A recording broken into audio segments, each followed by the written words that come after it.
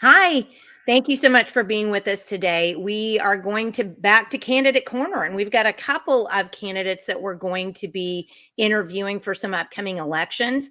And the one I want to talk to you about today is Katrina Avers, and she is running for Oklahoma City Council in Ward 3.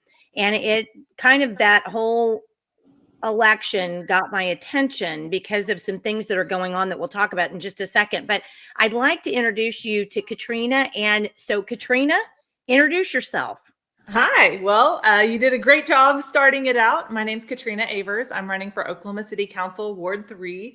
It's really the southwest corner of Oklahoma City. It covers almost 160 miles, 3 different counties, Oklahoma, Canadian, and Cleveland County, and 8 different school districts. So it is a big area. But you asked about me. So I'm actually originally from this area. I'm a 5th-generation Oklahoman. Grew up on the family farm. Started working on my grandparents' dairy farm whenever I was 14 years old. I got my first taxes taken out. Learned efficiency in feeding about 200 baby calves every day. And so that's where I got started, but I didn't finish there, obviously. I like to tell people I'm a scientist by day, a rancher by night, and a wife and mom of 5 all the time. You've already exhausted me. Yeah. So I went to Southwestern Oklahoma State University, got my degree there, and then went to OU and got my Ph.D. in industrial organizational psychology, which is a big name, but it's psychology applied to business. And it's really focused on optimizing efficiency and efficiency of organizations and human performance. So whenever I graduated from OU, I was actually a #1 hire in the nation, but I wanted to stay in Oklahoma. It's my home. It's where my family is. I've always had a very deep connection to our pioneer heritage, if you will. I got the best job I never knew I wanted at Mike Monroney Aeronautical Center, and I managed SOAR Labs there, which is the Safe Operations and Aerospace Research Labs. So that's kind of what I do in science world, is looking at new and emerging technologies, bringing people together all over the United States with different perspectives. So labor, manufacturing, operations, regulatory individuals, and other scientists, and developing research programs that make sense to everyone and achieve common goals so that we can keep aviation safe and smart.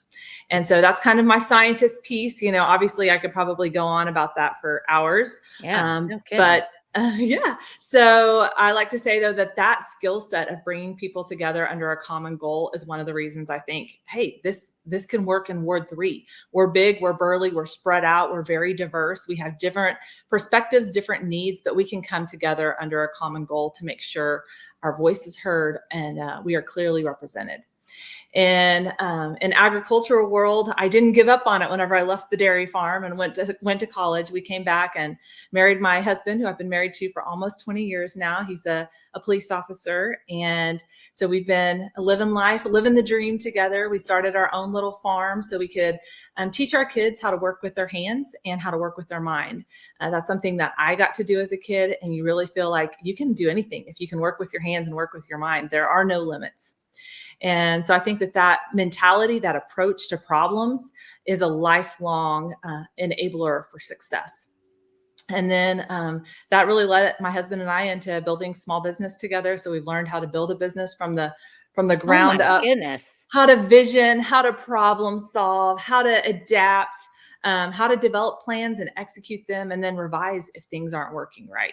So really across those 3, kind of career experiences, life experiences, I didn't even know it, but I was preparing to represent Southwest Oklahoma City with our 3 primary industries: aerospace, agriculture, and small business, and people that I love because it is my home.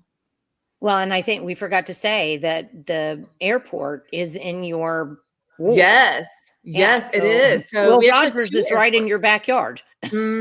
Yep. So C.E. Page and Will Rogers are both there. And I like to tell people the Mike Monroney Aeronautical Center is the best kept secret in Oklahoma. It is incredible. It is a central place for our national aerospace system. It's the #2 employer in the state, I believe, and it's the #2 industry in the state as well. So Oklahoma has an incredible leadership role that has been in both aviation and aerospace for literally decades now. Well, I honestly, I sort of got exhausted just listening to all the things I all wore you of out. the things that Sorry. you do. I'm just amazed at, and you also have kids too. How many Yes. Yeah. kids do you have and their We have ages? 5 kids. So our oldest is 14 and our youngest is going to be 4 in 3 days. She's so excited. And so it is, well, here's what I've always said. You can call it chaos or you can call it a party, and we choose to call it a party. And we have a great support system. I'm the oldest of 7 kids, which means my kids have 12 aunts and uncles that are all in this area, and they have cousins that are their same age. And so we've really raised our family as part of a little village. And it's great to have that support system now, because obviously this is not a job that I could do if I didn't have the support system that I do. And I'm so thankful that my family is supportive and that we have an infrastructure that helps us maximize our impact. Again, just mind boggled. 5 children and your business, and then the farm, and then another business that you and your husband run together?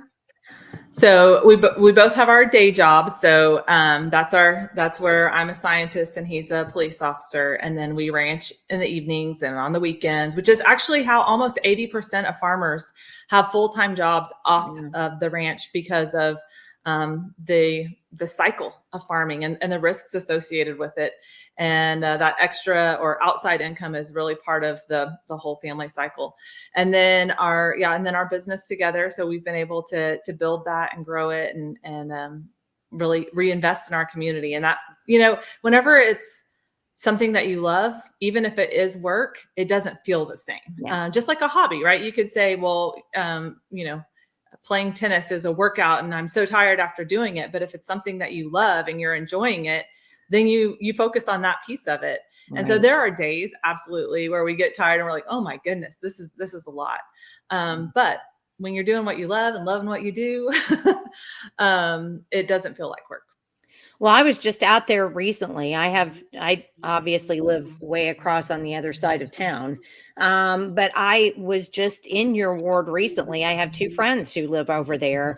And I have to say, I was a little shocked. I mean, when I had driven out there before, and it didn't seem that long ago, and there was a lot of land, and now there are a lot of rooftops. How fast are you guys growing out there? Yeah, so it is a lot of growth. So we have the fastest growing county. Canadian County is in our area, and the fastest growing city, which is Oklahoma City, and we're surrounded and enclosed some of the other fastest growing cities in the state. We've actually hit the top 10 mark in the nation. So the growth is exponential. And you can see it in the number of doors that have been built, the number of homes and rooftops for sure. And we're seeing some true infrastructure crisis in some of our areas, because we did not do the road development. We did not do the water development or the sewer development. And now we're having some flooding issues from all of the new concrete. There's challenges. There are always going to be challenges with growth. But what we'd like to do moving forward is have smart growth, building that infrastructure in a way that makes sense and can preserve our public safety. Some of our roads are really in dangerous conditions. And I don't know if you got a chance to drive on some of them, but it's pretty alarming how bad some of them have gotten. So it when I actually think about everything that you've said and all that you do, what in the world made you want to run for city council? Well, I like to tell people want is a very dangerous word to say. That's a very specific phrase. I was not looking for it. If you'd asked me if I would be running for Oklahoma City Council 4 months ago, I would have thought, no, I'm too busy. I've got, all of these other things that I've prioritized in my life that are important to me. You hear I said me like 5 times. Okay. So there's definitely some personal goals there. But when I was first asked, my first response was, ooh, that's not on my radar. That's not something that I'm, pursuing. I stopped and I thought, wait, you're supposed to see what needs to be done and do it. And I tell my kids that all the time, see what needs to be done and do it. Don't wait for somebody else to fix a problem. If you see something, you need to step up and fix it. And so I did not jump on the bandwagon. When people asked me, I asked them why. Why are you asking me? What are your concerns? What's going on in the ward that makes you think that we need somebody different? And then I asked people that didn't ask me. So I, of course, if there's people that are reaching out, I want to hear what they have to say, but I want to hear from other people as well. So I kind of rolled up my research sleeves and I asked people all over the ward. I asked people in different political positions that had affiliations with our area, so they kind of knew what was going on. And I said, hey, what's going on? Is there anything, that's of concern in this area? And what I ended up finding out is a really across the ward, so almost across the whole 160-mile spread, we were having pockets of neighborhoods and communities that were speaking up, that were saying, we have some major concerns here. They were hiring lawyers. They were grouping up and they were coming to city council meetings in groups of 300 to 500 people in terms of protesting some major concerns that they had. And the biggest thing that they said across the board was, we're speaking up, but we are not being heard. We are not being listened to, and we are not being advocated for. And I thought, ooh, I don't like the sound of that. That just kind of gets you a little bit whenever you know that people are, they've obviously invested effort. They are affectively or emotionally engaged, but they're not being irrational. They're speaking from a place of, this is my home and it's being impacted. And yet not feeling like they are being listened to, responded to, or valued. And so I thought, well, maybe I've somehow only, maybe I'm only getting one side of the story here. I put on, my husband's hat essentially. And I met with the councilwoman and asked her, what's going on in our ward? What are your priorities? What do you see as your biggest accomplishments? And she let me know it was a big ward and it was really hard to represent. And she said, it's hard to represent people that don't represent themselves. And I wasn't really quite sure how to take that at the time. It kind of felt like a passive form of leadership, right? If you can't represent people that represent themselves, then what does that really mean? But she followed it up with a statement that I could very easily laser in on. And she said, yeah, in the upcoming 2025 GO bond, which is the government operating bond that funds a big portion of our infrastructure development, like roads, that despite our ward being the largest and the fastest growing and having the highest average per capita income in the whole city, so we're paying the most taxes in with the most people, we were getting the lowest GO bond funding for infrastructure. And for me, I was like, that was an easy thing to see. That's wrong. Like there is no way that I can account for this being a reasonable approach, because we know that exponential growth is already here. It's not something that is expected. It is here. We are seeing it, and we're already having challenges. And this is supposed to be a primary mechanism of funding. And so she shared with me, that she was going to push back on that and work for more funds. But what I read from that is, she is not being heard at the council, if that is how our ward is being prioritized with our own dollars. And really at that point in time, I hadn't really transitioned my mind into this thinking, but I really thought, I think now we're paying in and it's being taken away. That's actually stealing. So interesting. Yeah, I sure. don't think that we've really had our glasses on in terms of looking at what was happening with our tax dollars that we pay in. It's 14% is the mill tax on your property taxes.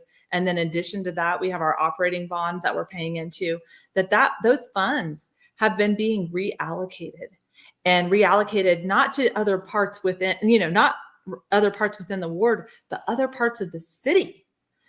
And so other wards outside other your wards, ward. yes, other wards. And I think that ultimately we are one big city, but we're in crisis situation here from a growth perspective, from an infrastructure perspective. We're not at a place where we should be getting the lowest funding out of the whole ward as it is. Like that just doesn't make sense. Yeah. And so that kind of, that was something that definitely made me realize something has to change. I would love for the incumbent to have been able to move the metric to change the prioritization of how our ward is managed and allocated funding to. but she hasn't been able to in the last 4 years. And I think that with my skill set, with my background, with the community that really is coming together, that we can represent ourselves more strongly and more actively. Well, I wanted to ask you too, because as I was reading a little bit about your ward, there have been a couple of issues that people have gotten up in arms over, and it's not just misallocation or improper allocation of taxes and infrastructure, but you've also had a very large amphitheater, multi-million-dollar amphitheater that was proposed out there that the residents said, no. And there's also been some encroachment of Oklahoma City into your ward, the city itself, the city boundaries. The annexation. Yeah. So what's going on with that as well? Yeah, so those are great questions. There are obviously things that have happened in the past. And so I definitely want to be looking towards the future. But what they did for me is those are excellent examples of what shouldn't happen.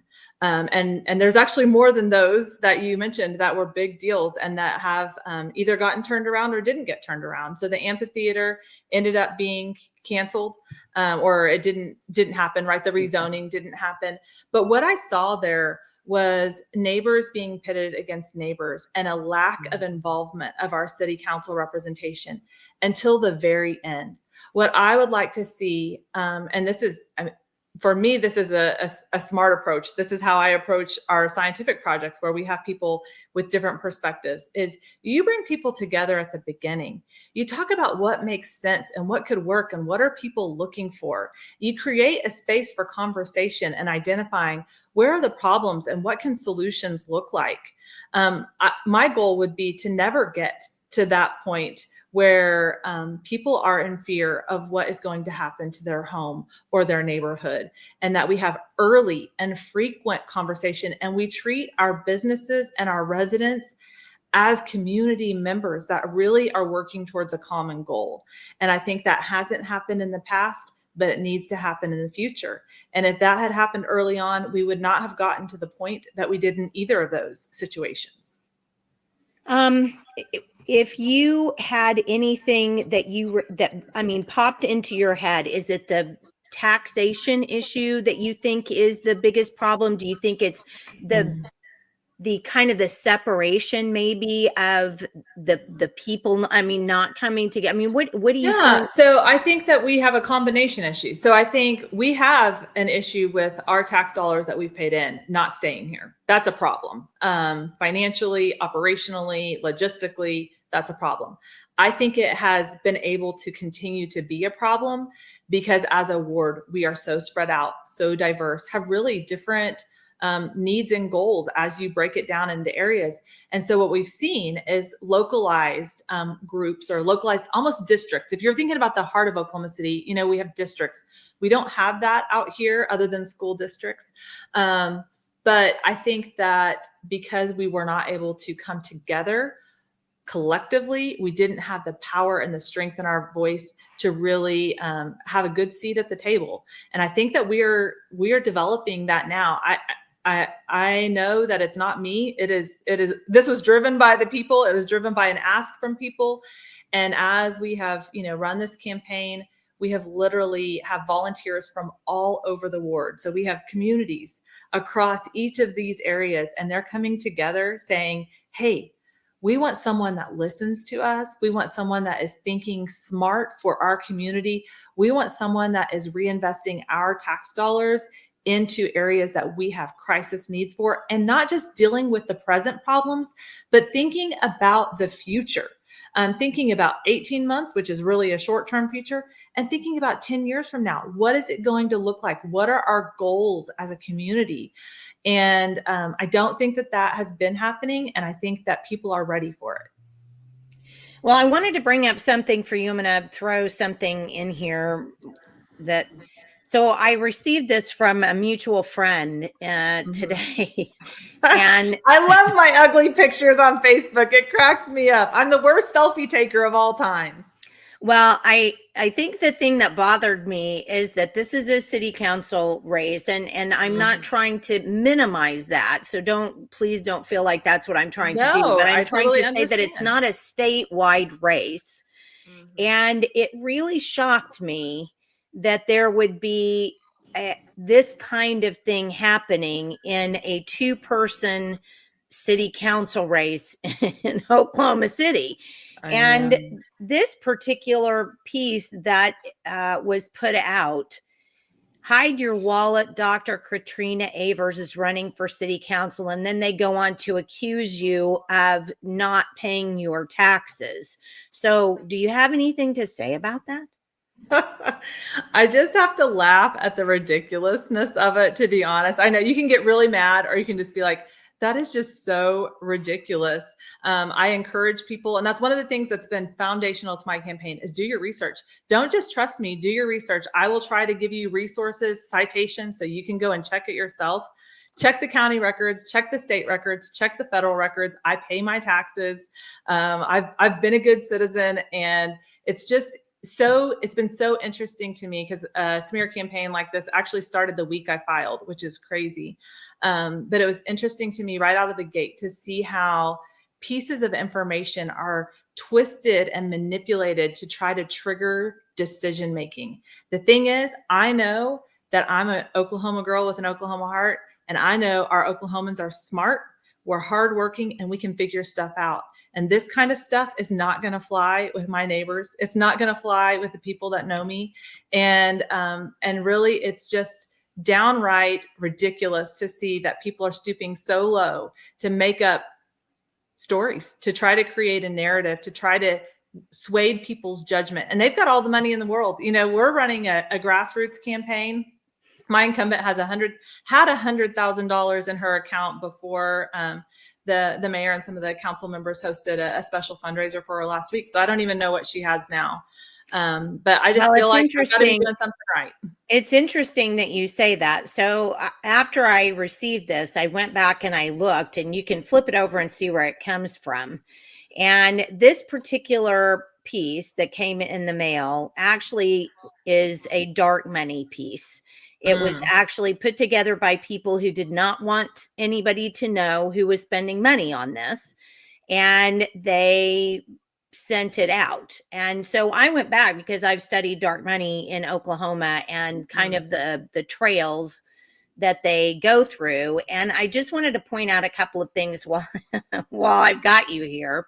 Okay. I'm getting an education. Yeah. So the address on this thing was 6608 Northwestern Avenue, which is really a pack and ship in Nichols Hills. And Mhm. when I had been doing my study before in 22, this you can see from what I have right there. So the address is 6608 Northwestern, and it hosts a whole bunch of PACs. So Uh-huh. there are some political entities that are associated with these particular PACs, and they come out of this particular address. So I Hmm. think it's important for people to know that Mhm. whatever is going on, that they're concerned about, apparently, about you running this race, but they're not concerned enough to bring it out in person. So it has to go through this dark money thing. So the problem with this particular entity is that you can't find them on the Oklahoma Ethics Commission website in the Guardian. They're not listed there. They're not even listed on the FEC website. So they're not really a PAC. They're actually an they have an IRS designation of C4. So they're a 501c4. But the problem is that's a nonprofit organization. And right now they're operating as a PAC because they're doing Mhm. this all under that name. So I think it's Mhm. kind of important. And if you look at this is what I put together, the flow of money among these nonprofits and these PACs Oh, in wow. 22. And this, as I point out, this particular 501c4 is associated with numerous on this particular flow chart. So that Hmm. kind of raises red flags, and it should raise red flags for voters. And so when I kind of got deeper into it, and people can read this, it's up on our website, rope2.org. But that made me think about this race. So I went and looked at Barbara Peck is the woman that is the incumbent in the race right now. And I went out and looked. She's received money from the Oklahoma Realtors PAC, the Oklahoma Municipal Contractors PAC, the Greater Oklahoma City Chamber PAC, the Oklahoma Firefighters Association PAC. And then she's had several developers who have donated at least $1,000 in her for her campaign. And then this one, I think, was even one that was kind of interesting. So the Oklahoma Commercial Developers Association PAC gave $5,000. And then a person who is in CEO of Hall Capital gave 1,500. And so then I went out because I do research and I wanted to find out about you too. So it looks like you've spent about $7,600 and that your largest campaign contributions were $3,300 and a couple from a construction company. And that's the rest of your donations have all been under $500. So I get it that an incumbent in a race is probably likely to draw, more money because they've been the incumbent, right? But I think that when you have to use dark money in a city council race, I think there are some concerns there that all of us should be concerned about. Yeah, it just makes you want to ask more questions. What's going on? Why is this happening? And really, I calculated it out, and it's a position that you get paid 1 penny per month per constituent. So it's so I'm working for a penny. I plan to work for a penny, but why are all these dollars being spent for that position? And it really does make you curious. And I had no really awareness of all of this kind of behind the scenes stuff until I filed for the campaign and had my first survey and phone call follow up that was deployed the first week that I filed. But one of the great things about our government is that we're supposed to run for office. We're supposed to have good competition, right? It holds us accountable. It challenges us to look in the mirror and make sure that we're doing things right. And I hope, regardless of how this campaign turns out, that it just really magnifies a look at how things are working and how important our city council elections are to our everyday lives. Because I've voted in plenty of elections in my life, but really realizing the importance of this basic foundational governance and how it impacts us more quickly and more significantly than even some of our state and federal elections has been a big eye opener for me.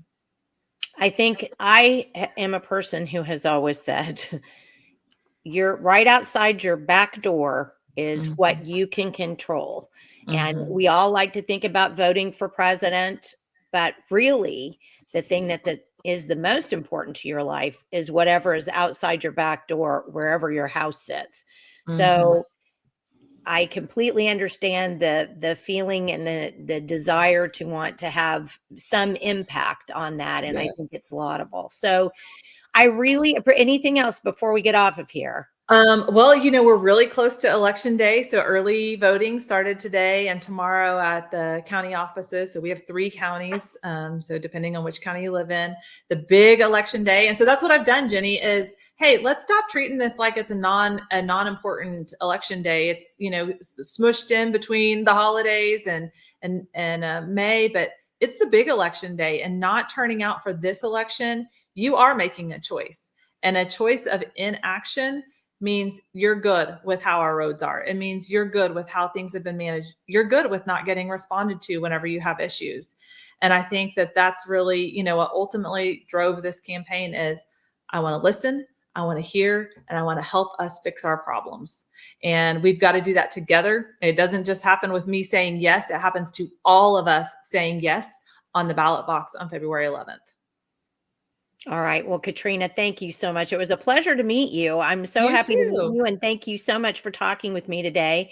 And best of luck in that election on Tuesday, February 11th. Yes, Thanks so thank much. you. All righty. Bye-bye.